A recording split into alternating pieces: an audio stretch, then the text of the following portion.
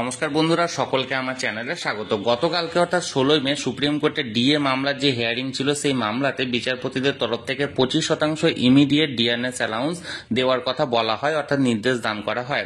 কিন্তু অনেকের মধ্যে কনফিউজ ছিল যে কোন ধরনের সরকারি কর্মচারীরা পাবেন, কোন ধরনের সরকারি কর্মচারীরা পাবেন না, এবং কত দিনের মধ্যে পাবেন, কোন বেতন কমিশনের আন্ডারে পাবেন, ইত্যাদি নানা রকমের প্রশ্ন ছিল। সেই প্রশ্ন নিয়ে অবশেষে ইতিমধ্যে মাত্র কয়েক মিনিট আগে জাজমেন্ট অর্ডার কপি এখানে আপলোড করা হয়েছে। আমরা জাজমেন্ট অর্ডারের কপিতে এবার বিস্তারিত দেখে নেব যে জাজমেন্টের কপিতে কি বলা হয়েছে সুপ্রিম কোর্টের তরফ থেকে, কারা পেতে চলেছে, কারা পাচ্ছে না, এবং কবে থেকে পাচ্ছে, কতদিনের মধ্যে পাচ্ছে, সেই ব্যাপারে। ভিডিওটি অত্যন্ত গুরুত্বপূর্ণ ডিএ কেস নিয়ে, তাই প্রথম থেকে শেষ পর্যন্ত অবশ্যই ধৈর্য সহকারে দেখবেন, এবং ভালো লেগে থাকলে অবশ্যই একটি লাইক করবেন এবং সকলের সঙ্গে শেয়ার করবেন।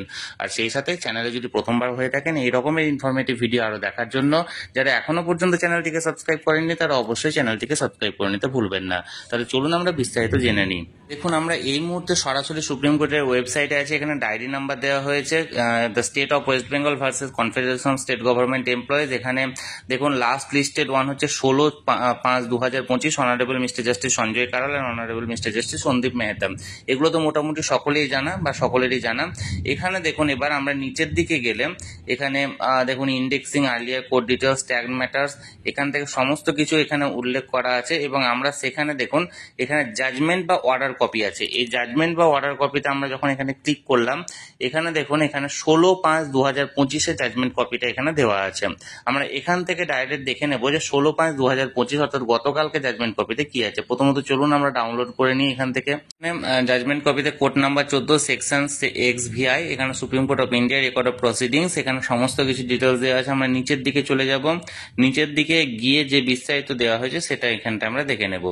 দেখুন এখানটা এই জায়গাটা দেখুন, number 1, having here doctor Abhishek Manu Singhvi, মানে যে সমস্ত আইনজীবীরা ছিলেন রাজ্যের তরফ থেকে, তারা বারবার এখানটায় দাবি করছিলেন যে রাজ্যের তরফ থেকে যেটা ফাইন্যান্সিয়াল ম্যাটার, সে ফাইন্যান্সিয়াল ম্যাটারের মানে এখানে সমস্যাটা তুলে ধরছিলেন। এবং তাদের সমস্ত কিছু এখানে হওয়ার পর, অর্থাৎ তাদের সমস্ত তথ্য তুলে ধরার পরেও দেখুন এখানে শেষের দুটো লাইন দেখুন, we are of the considered view that the petitioner state should release at least 25% of the amount due and payable to all the employees in terms of the imper judgment dated 20/5/2022 passed by the High Court at Calcutta in WPS number এত। অর্থাৎ এক্ষেত্রে বলা হয়েছে যে সমস্ত কিছু hearing করার পরেও অ্যাটলিস্ট অর্থাৎ ন্যূনতম 25% ডিআরএস অ্যালাউন্স ইমিডিয়েট রিলিজ করতে বলা হয়েছে to all the employees. All the employees মানে সমস্ত ধরনের এমপ্লয়িরাই পাবেন, অর্থাৎ এক্ষেত্রে রাজ্য সরকারি কর্মচারী বলুন বা সমস্ত ধরনের শিক্ষক শিক্ষিকারাই বলুন বা অন্যান্য যে সমস্ত কর্মচারী আছেন সকলেই পাবেন।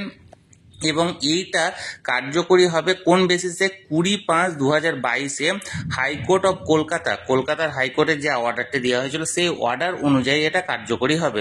এখানে সমস্ত কিছু মানে West Bengal and organisation confederation of state government employees সকলের এখানে নাম দেওয়া হয়েছে।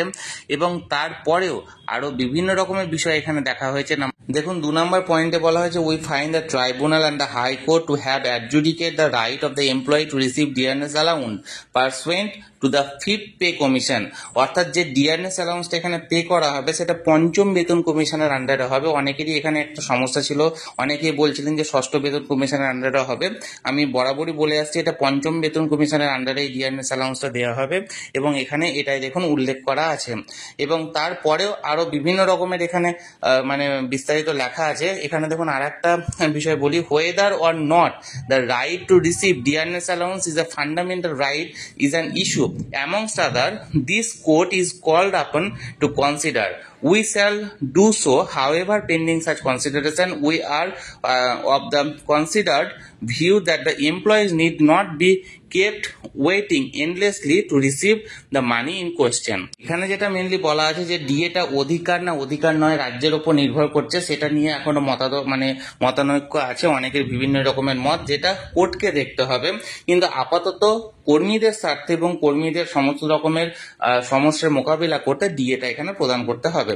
অর্থাৎ যে জাজমেন্ট কপি, সেই জাজমেন্ট কপিতে স্পষ্ট এখানে নির্দেশ দেওয়া হয়েছে যে 25% মানে 25% ডিআরএস অ্যালাউন্স, যেটা পঞ্চম বেতন কমিশনের আন্ডারে যতদিন পর্যন্ত লাগু ছিল সেই আন্ডারে এখানে 25% ডিআরএস অ্যালাউন্স পে করতে হবে, এবং এটা সকলের ক্ষেত্রে প্রযোজ্য, অর্থাৎ সমস্ত ধরনের সরকারি কর্মচারী এবং সমস্ত ধরনের পেনশনারদের ক্ষেত্রে প্রযোজ্য।